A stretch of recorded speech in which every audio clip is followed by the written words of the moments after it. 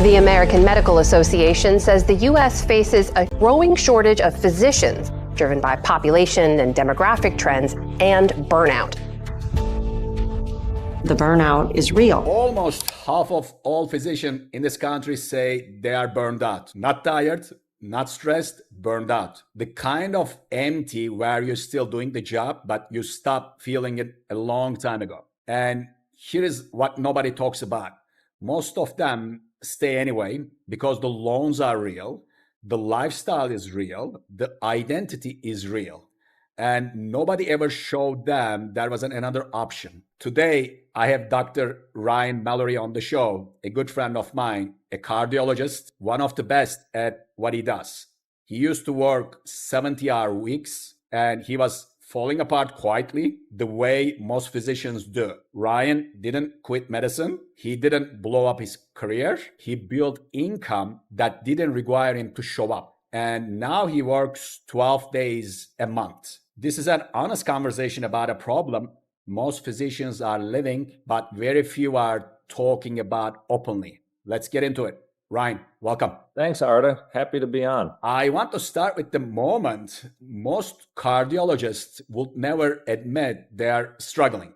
It's not in the culture. So if you could take me back, what was actually happening in your life when things were at their worst? Well, there are times where you get through your training and you think that now that I'm an attending, I'm going to have control over my schedule, I'm going to practice, and you have an idea of how your life is going to play out. And I was about 2 years in to being an attending, and I kept on running into the issue where I didn't have enough time to do the things I thought I would be available to do. And I really focused on trying to keep my family time protected, but there were forces outside my control that kind of took away that time. And it was really difficult to make that balance. And I started getting comments from my family, from my wife saying, well, you're here, but you're not present. So even though I would finally get home, I was still getting phone calls. I was still having to get on and write notes. And there wasn't separation. There wasn't a balance the way that I wanted, where the people most important in my life had me and my full attention. The job of being an interventional cardiologist kind of slowly was taking up additional time, and it was frustrating. And like you said,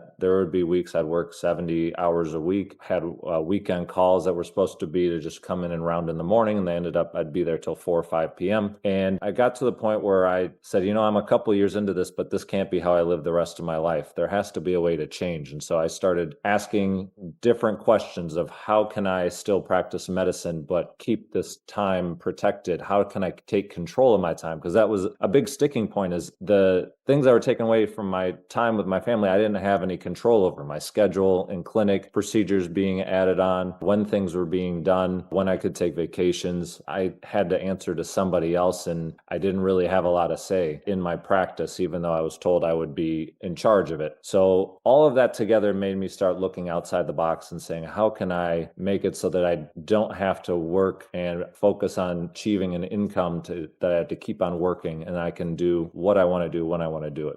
Really appreciate the honest answer. And what I find striking about this, you doctors train to recognize this in patients, right? You diagnose it every day. But when it's you, the instinct is to just push harder. At least that's been my experience with, like our clients. We work with surgeons, we work with physicians.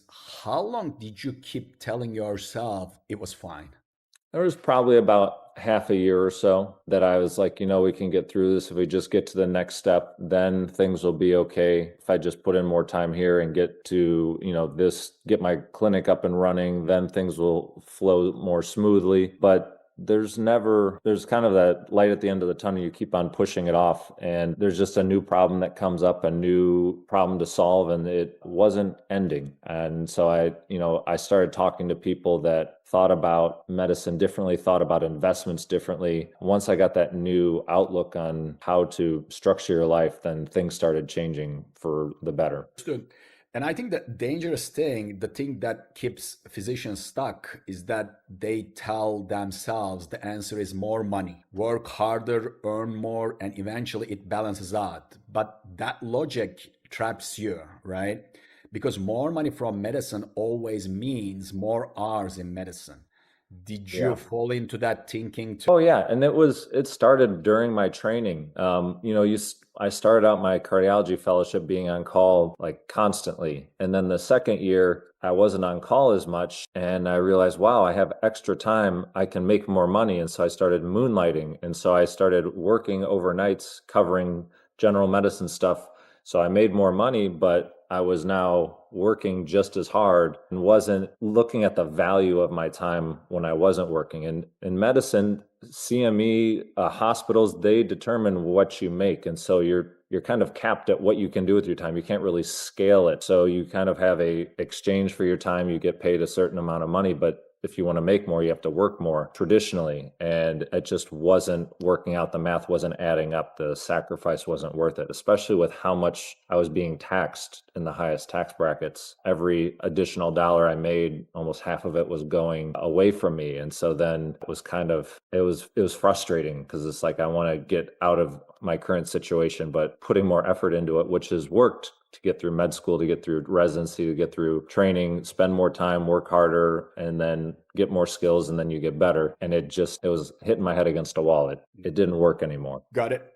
Here's what I think is the real barrier for most physicians, and it's not financial, it's identity. Medicine isn't just what they do, it's who they are. And they have spent, including you, a decade in training. Their whole self-worth is wrapped up in that white coat. And when you start thinking about pulling back, did it feel like failure, like you were less of a doctor? I know it's a personal question, but honestly, I'm a lot better doctor once I started changing things around. I started losing empathy. I started losing the time I had with my patients, valuing it, the things that I would sign up for medicine. I started just trying to get to the next thing, get the next checked off on my checklist in order to get home and to get sleep so that I could do it all the next day. Long story short, I switched to locums where I worked less and was able to control my time and then use that extra time during locums to invest in real estate to then shelter my income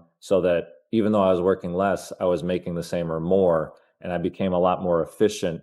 And I had that extra time where now I could spend it with patients, look into things a little more without having to worry about getting to the next procedure. And my patients love it better. My family loves me better when I'm at home now. And it's really just regaining that autonomy and control of your time, I think, is the most important thing. Because going through medicine, we're not thinking as a business owner. We're not thinking as a businessman. We're just kind of being trained on how to save lives. And unfortunately, that training makes us great employees when we have, a hospital that is then managing us after we're out of training. And thinking outside the box, tackling problems like a business owner would, you start thinking like that, and all of a sudden you can make a lot bigger changes that you didn't think were possible before. no, so these are all valid points.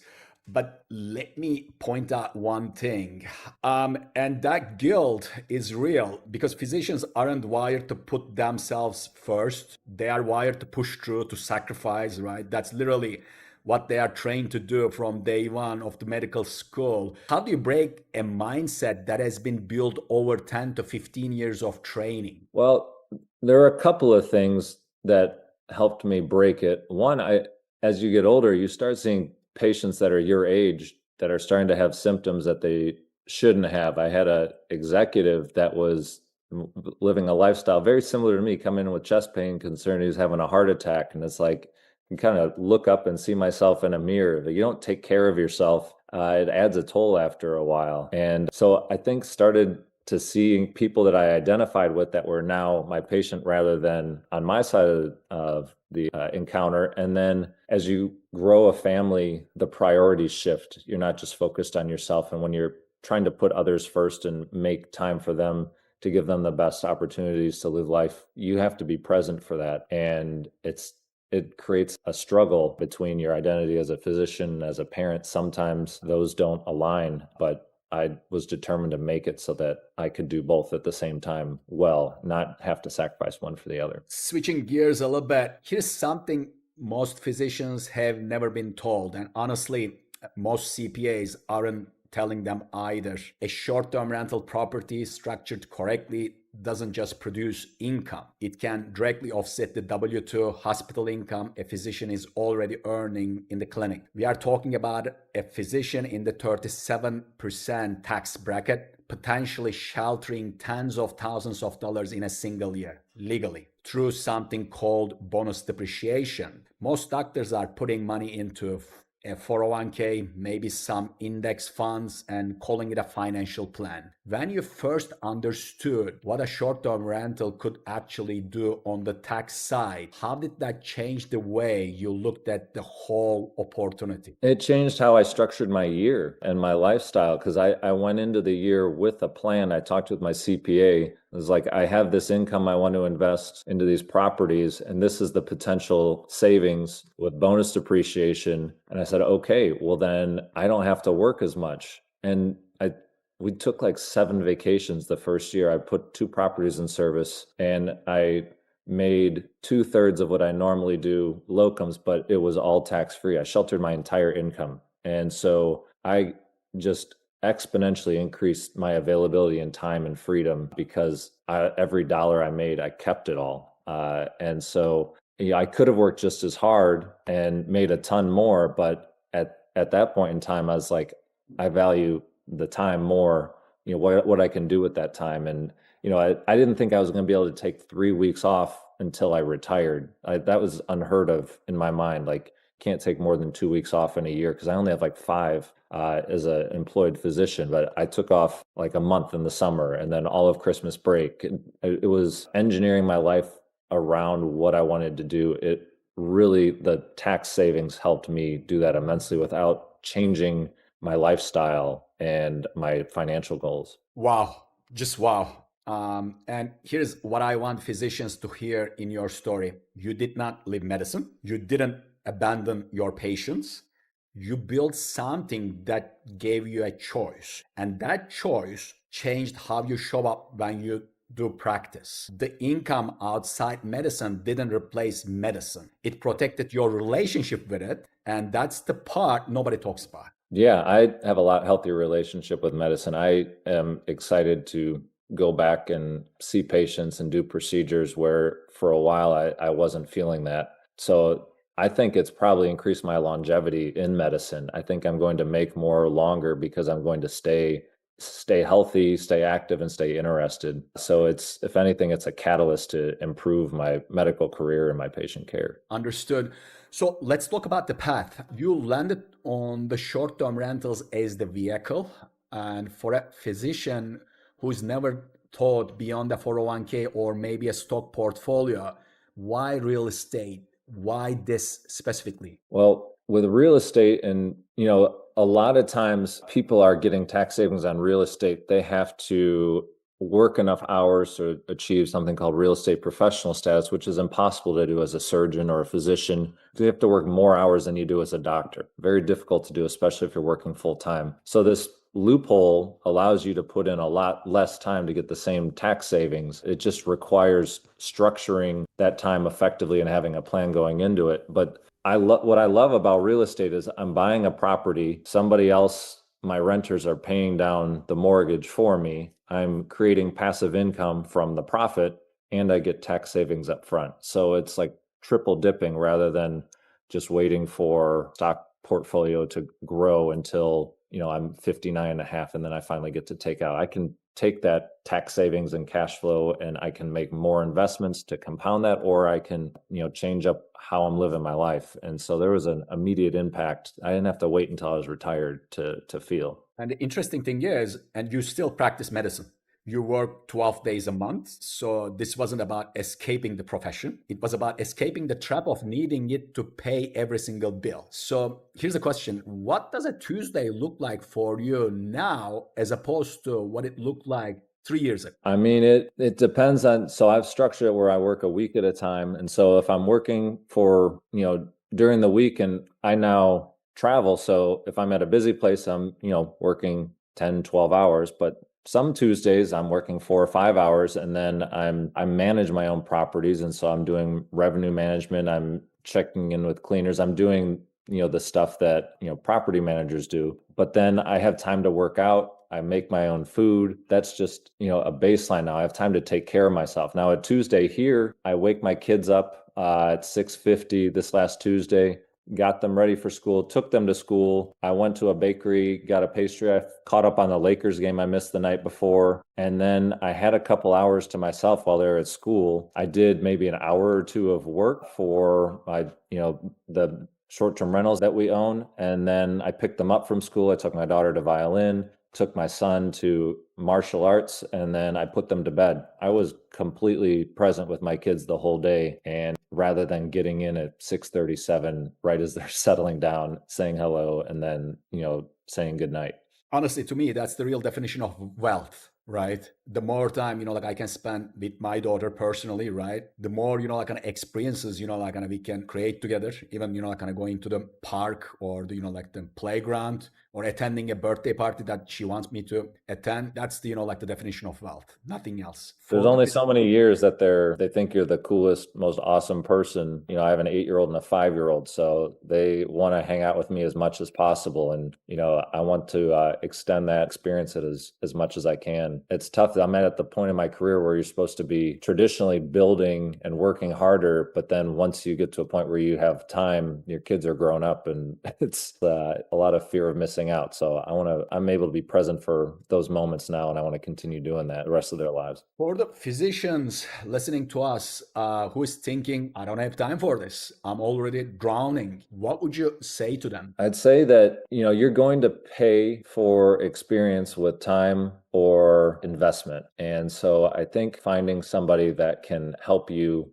navigate where you need to go rather than starting from scratch. That's what I did. I thought coaching was a silly thing until I got it. And then I realized how much that leveraged my time. So, finding an expert in that field and then working with them. It's kind of if you've ever heard of the book, Who Not How, it's finding a who to help you figure out how to get where you need to go rather than figuring out how to do it yourself. And I think if you're in the middle of having a busy practice, you're not in a point of having a lot of time freedom.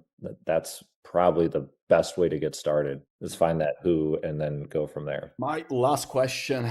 There's a doctor listening to this right now, probably in their car after a long shift, probably more tired than they want to admit. They've been thinking about making a change, but haven't moved. What's the honest thing you would tell them? Your life doesn't have to be this way. And the thing that made me realize is I thought forward, what will my life look like in 5-10 years if I continue down this path? And is that something I want? And if it's not, then you have the ability to figure out how to change it to create the life that you want. You've gotten through medical school, you save lives on a daily basis. You can figure this out too. You just got to start asking the right questions. Excellent. Here's what I take from Dr. Ryan's story. Burnout isn't a weakness. It's what happens when someone who cares deeply about their work gets put inside a system that doesn't care about them back. And the solution isn't a wellness app. It's not working more hours. It's not another survey about how you are feeling. It's a choice, a real one, to build something outside of medicine that gives you the freedom to practice it on your terms. Short-term rentals are one path, not the only path, but one that works because the income is real and the tax benefits are real.